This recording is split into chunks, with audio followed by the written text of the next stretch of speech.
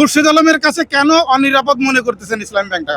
খুরশেদ আলম সাহেবের কাছে এখানে অনিরাপদ মনে করছি, কারণ আমরা জানি শিয়ালের কাছে যেরকম ভাবে মোরগ নিরাপদ নয়, ঠিক খুরশেদ আলম হচ্ছে একটা শিয়াল। অতীতে সে ফ্যাসিস্টের হয়ে, আসালামের হয়ে শিয়ালগুড়ি করেছে এবং দেশের অর্থ সম্পদকে ধ্বংস করার জন্য এই খুরশেদ আলম সহযোগিতা করেছে। অতএব সে যদি আবারও আসে, আবারও শিয়ালের ন্যায় বাংলাদেশের অর্থ খাতকে ধ্বংস করে। এই খুরশেদ আলমকে সরকার কেন সাপোর্ট করতেছে বলে মনে করেন? এটা আমাদেরও প্রশ্ন, এটা আমাদেরও প্রশ্ন যে আপনি বা আপনারা কেন বাংলাদেশে এত লোক থাকতে এবং আপনাদেরও লোক থাকতে, সরকারে এত হয়তো অনেক যোগ্য লোক আছে, আপনারা চাইলে আপনাদের কোনো মন্ত্রীকে এখানে এনে বসিয়ে দেন। যদি আপনাদের ইসলামী ব্যাংকের অর্থ এত মজা লাগে, এত স্বাদ লাগে এবং এটা দখলদারিত্ব যদি আপনাদের কাছে এত আনন্দ লাগে, প্রয়োজনে স্বরাষ্ট্রমন্ত্রী, অর্থমন্ত্রীকে এনে ইসলামী ব্যাংকের চেয়ারম্যানের পদে বসে দেন। তাও আপনাদের কাছে অনুরোধ, আপনারা আল্লাহর ওয়াস্তে ভারতের দোসর, আওয়ামীদের দোসর তাদেরকে বসাবেন না। আচ্ছা, খুরশেদ আলমের বিগত দিনের চরিত্রকে দেশবাসীর সাথে প্রচারিত হয় নাই? সরকারের সাথে যখন সবাই পালিয়েছে তিনিও তো পলাতক ছিলেন। ইভেন ইনস্ট্যান্ট তো তার ওয়াইফের বিরুদ্ধে যে ঋণ খেলাপি আসলো মিডিয়া, তখন বাংলাদেশ ব্যাংক থেকে একটা প্রজ্ঞাপন জারি করলো যে তার স্ত্রী ঋণ খেলাপি হইলেও তার কোনো সমস্যা নেই। তাহলে একজন খুরশেদ আলমকে দিয়ে, এই বিতর্কিত ব্যক্তিটাকে দিয়ে, যার পরিবার ঠিক নাই, যার পরিবার ঋণ খেলাপি, তাকে দিয়ে কেন সরকার এত টানা হেঁচড়া করতেছে? কেন সরকার এখানে বসে চাচ্ছে?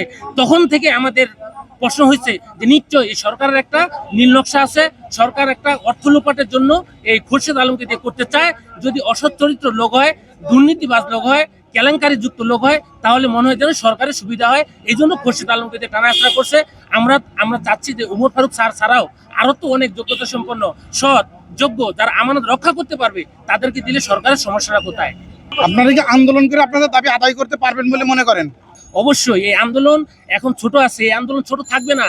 সারা দেশে ইসলামী ব্যাংকের সচেতন গ্রাহকরা এমন দুর্বল আন্দোলন করবে, সরকার মানবে তো মানবে, একেবারে নির্লজ্জ হয়ে মানবে, একবার হাত জোর করে ক্ষমা চেয়ে এই সচেতন ব্যাংক, ইসলামী ব্যাংক গ্রাহকদের সামনে সরকার অত্যন্ত নির্লজ্জ হয়ে মানবে। এবং এটা আমরা না মানা পর্যন্ত আন্দোলন তো চলছে নিয়মতান্ত্রিক ভাবে, গণতান্ত্রিক ভাবে এই আন্দোলন চলবে, সারা দেশে ছড়িয়ে পড়বে।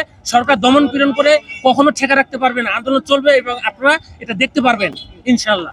আসলে দেখেন, বাংলাদেশের জনগণের বিরুদ্ধে যে সরকারই ছিল, শেখ হাসিনাও কিন্তু টিকতে পারেনি। শেখ হাসিনা তার যে দীর্ঘদিনের শাসন আমল, সে তার প্রশাসনকে দিয়ে যেভাবে সে আগস্ট জুলাই আন্দোলনকে দমন করতে চেয়েছিল, তারা কিন্তু পারে নাই। এদেশের সাধারণ কৃষক, শ্রমিক জনতা, সাধারণ ছোট ছোট ছেলেগুলো আমরা দেখেছি, তাদের দুর্বার আন্দোলনে কিন্তু সে যদি পালিয়ে যায়। আর এখানে তো একটা ব্যাংকের একটা চেয়ারম্যান, কেন সরকার মানবে না? খুরশেদ আলমের কাছে ইসলামী ব্যাংক নিরাপদ নয় এই কারণে, আপনারা জানেন যে বিগত ফ্যাসিস্ট সরকার এস আলমের কাছে এই ব্যাংকটিকে বর্গা দিয়েছিল।